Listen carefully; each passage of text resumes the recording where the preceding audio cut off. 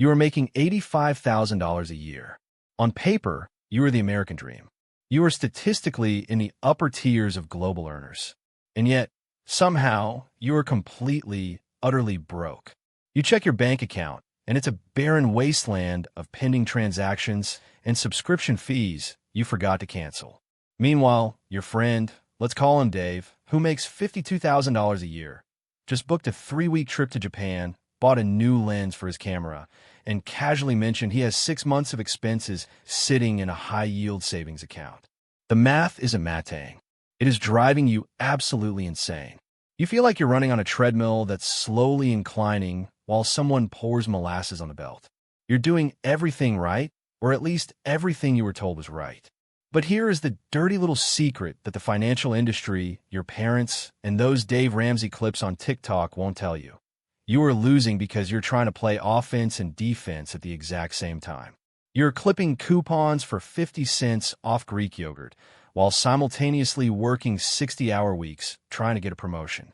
You are meal prepping dry chicken and rice to save cash, while paying $140 a month for a gym membership you haven't stepped foot in since Valentine's Day.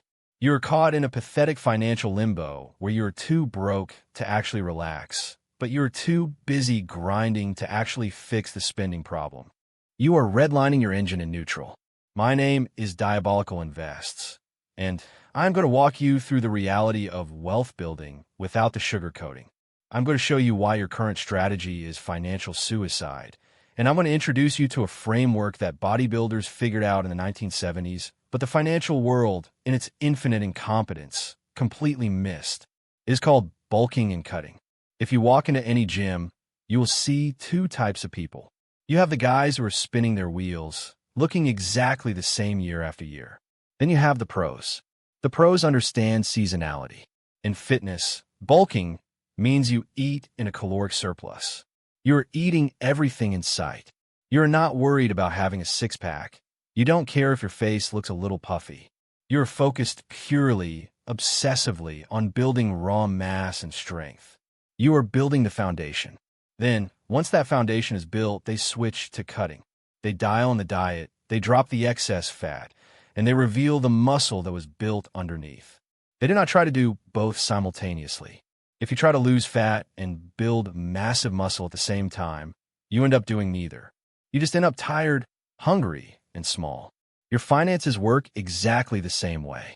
The reason you feel broke despite making decent money is that you are trying to cut when you should be bulking, or you are bulking when you should be cutting. You have the phases scrambled. There's a time to bulk, financially speaking. This is a period where your singular, fanatical objective is to increase your income aggressively. During this phase, you're not obsessing over whether you got the best price on toilet paper. You're not driving across town to save 3 cents on a gallon of gas. You're playing offense. Then, there's a time to cut. This is when you have maxed out your earning potential in your current vector, and now you need to ruthlessly optimize what you're keeping to widen the gap between your income and your expenses.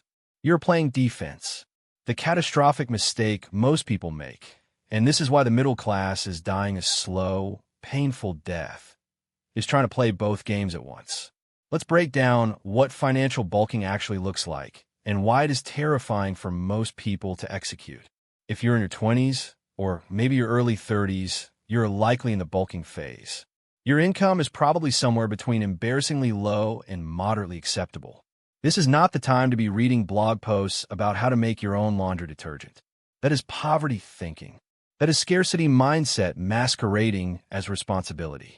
This is the time to be borderline obsessed with increasing your market value. Financial bulking means you are treating yourself like a venture-backed startup in growth mode. When Amazon was building out its infrastructure, was Jeff Bezos worried about the price of coffee in the break room? No, he was burning cash to capture market share. In your 20s, you're the startup.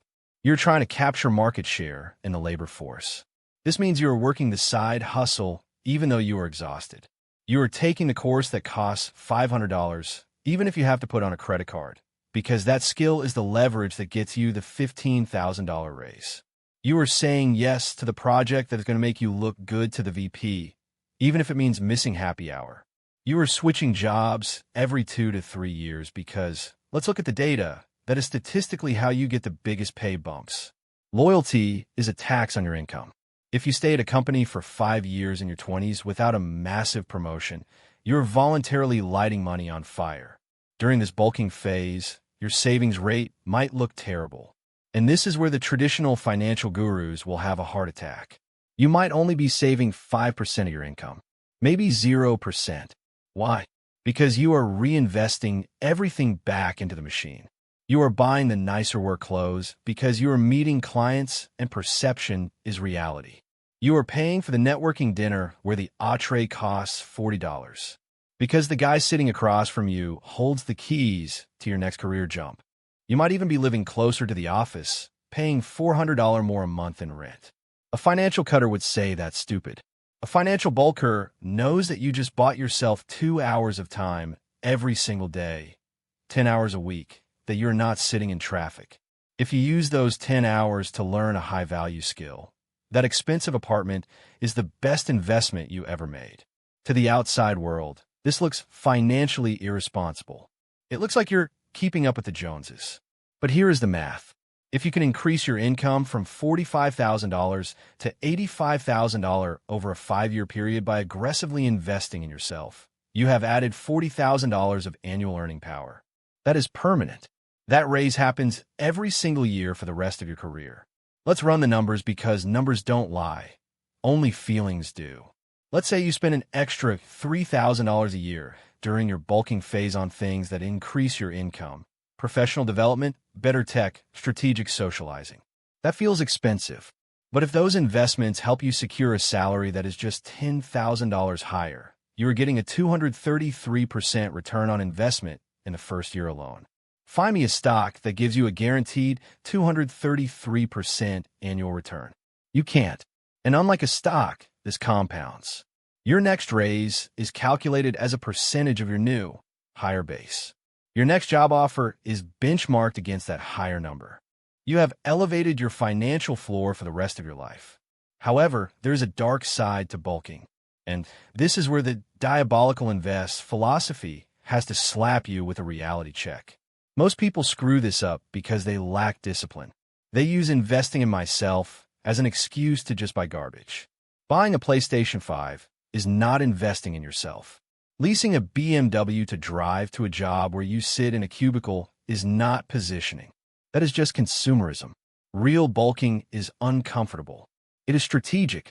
It requires you to be honest about whether a purchase is an asset that builds your earning power or a liability that just strokes your ego. Then we have the second trap, the forever bulk. I have seen people making $250,000 a year who have less cash in the bank than a barista. Why? Because they never switched phases. They got addicted to the growth. They increased their income, but they also increased their spending at exactly the same rate. They got the promotion, so they got the bigger apartment. They got the bonus, so they got the nicer car. They started eating at Michelin star restaurants instead of Chipotle. They're still living paycheck to paycheck. They're just doing it at a much higher altitude. If the plane crashes, they fall from 30,000 feet instead of 3,000. The result is the same, total destruction. This is where cutting comes in. And if you execute this shift correctly, it is where you actually become wealthy. Financial cutting happens when you have reached a point of diminishing returns on income growth.